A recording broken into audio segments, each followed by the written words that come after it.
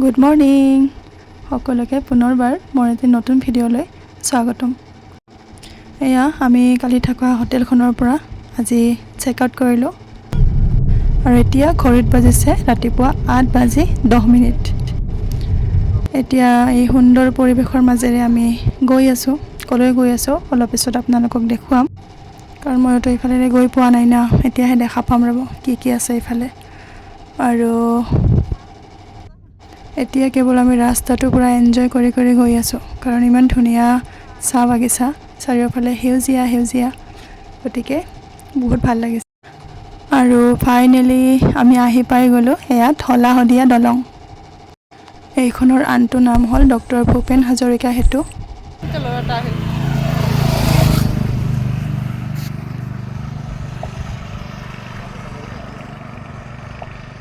ভাৰতৰ আটাইতকৈ দীৰ্ঘতম দলং, গতিকে ইয়াতে আৰু ফটো ভিডিঅ' নকৰিলে কেনেকৈ হ'ব।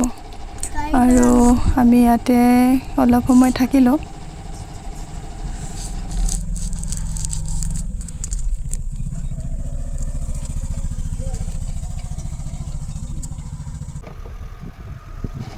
নাজানো আৰু কিয় বৰষুণ নহা হৈছে। সূৰ্যৰ তাপটো যে অকণো কমাই নাই, অহাৰ দিনৰ পৰাই সেই একেই ৰ'দে ঘূৰিয়েই আছোঁ। গতিকে ভাগৰ আৰু এলাহ, অলপমান জিৰালেই যেনিবা টোপনি মাৰিম, এনেকুৱা অৱস্থা গোটেইকেইটাৰে।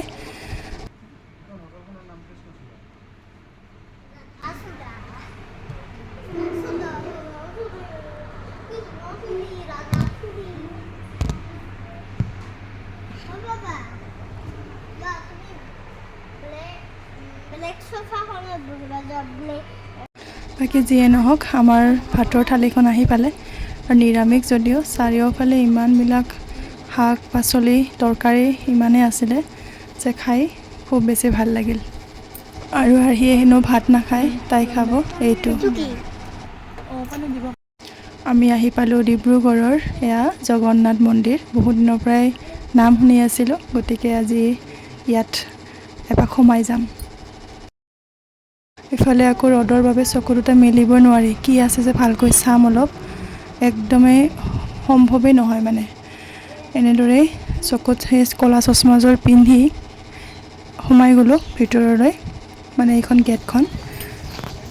আৰু ইমান গৰম যদিও মানুহৰ ভিৰ একেবাৰে নোহোৱা নহয়। আমিও প্ৰসাদৰ থাল এখন কিনি ভিতৰলৈ সোমাই গ'লোঁ। সুদূৰ পুৰীৰ জগন্নাথ মন্দিৰটো চাবলৈ নাপালেও এই মন্দিৰটোতে সোমাই বহুত বেছি ভাল লাগিছে। আৰু ভগৱানটো চবতে আছে, নহয়নে? আমিও ইয়াতে ধূপ চাকি জ্বলাই ল'লোঁ। গৰমৰ বাবে ইয়াতে চিৰিবিলাকৰ ওপৰত পাৰি থৈছে এইদৰে কাৰ্পেট, কিন্তু কি হ'ব, কাৰ্পেটকেইখনো সেই গৰমত একেবাৰে সিজি যোৱা নিচিনা অৱস্থা। তাৰ ওপৰেৰে কিবাকৈ ভৰি দুখন নচুৱাই জঁপিয়াই এয়া মন্দিৰটো পাই গ'লোঁ। দেখিবলৈ যে ইমান ধুনীয়া। এতিয়া সময় দুপৰীয়া 1:15, কিন্তু ইয়াতে এইখিনি সময়ত হেনো মন্দিৰৰ দুৱাৰ বন্ধ হৈ থাকে। এতিয়া দুপৰীয়া বাজিছে 1:15 আৰু এতিয়া দুৱাৰ বন্ধ হৈ আছে মন্দিৰৰ। এইখিনি সময়ত হেনো সদায় মন্দিৰৰ দুৱাৰ বন্ধই হয়। এজন দোকানীয়ে আমাক কৈ পঠিয়াইছিলে, গতিকে উপায় নাই, আমি প্ৰসাদখিনি বাহিৰতেই ভগৱানলৈ আগবঢ়াই দি সেৱা এটা কৰি ল'লোঁ, কাৰণ ইমান সময় আমি ৰখিব নোৱাৰিম। আৰু অলপ সময় আছিল দুৱাৰখন খুলিবলৈ, গতিকে আমি ইমানখিনি সময়লৈ যিহেতু ৰখিব নোৱাৰিম, বাহিৰতে পূজাখিনি কৰি অলপমান জিৰালোঁ। ভগৱানৰ দৰ্শনটো নাপালে কি হ'ল, মন্দিৰটোত সোমাই এই সময়কণ যে ৰখিলোঁ, তাতে বহুতখিনি ভাল লাগি গ'ল।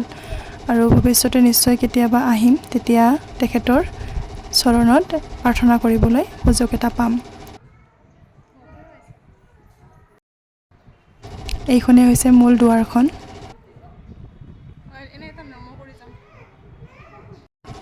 আৰ্হি আৰু কিনো কৰিব, সেই পাৰটো দেখি পাৰটোৰ পিছে দৌৰিবলৈ ধৰিলে।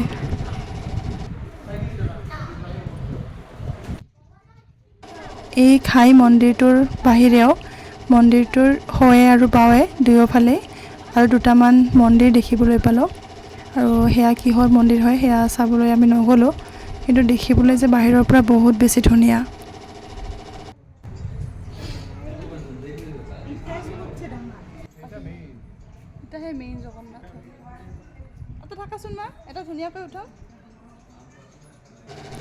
ইয়াতে অলপ সময় থাকিলোঁ যেতিয়া, এতিয়া আমি ইয়াৰ পৰা বিদায় মাগিব লাগিব। আৰু কিছু দূৰ আহিয়ে এয়া পাই গ'লোঁ আমি বগীবিল দলং, ব্ৰহ্মপুত্ৰ নদীৰ ওপৰত থকা চতুৰ্থখন দলং। আৰু এইখনত নামি যে ফটো ভিডিঅ' কিবা কৰিম সেয়া সাহস আমাৰ কাৰোৰে নহ'ল, কাৰণ ইমান বেছি ৰ'দ, নামিলে যেনিবা পুৰি চাই হ'ম তেনেকুৱা লাগিছে। গতিকে ভিতৰৰ পৰাই যি অকণমান ভিডিঅ' কৰিলোঁ সেইখিনিয়ে যথেষ্ট।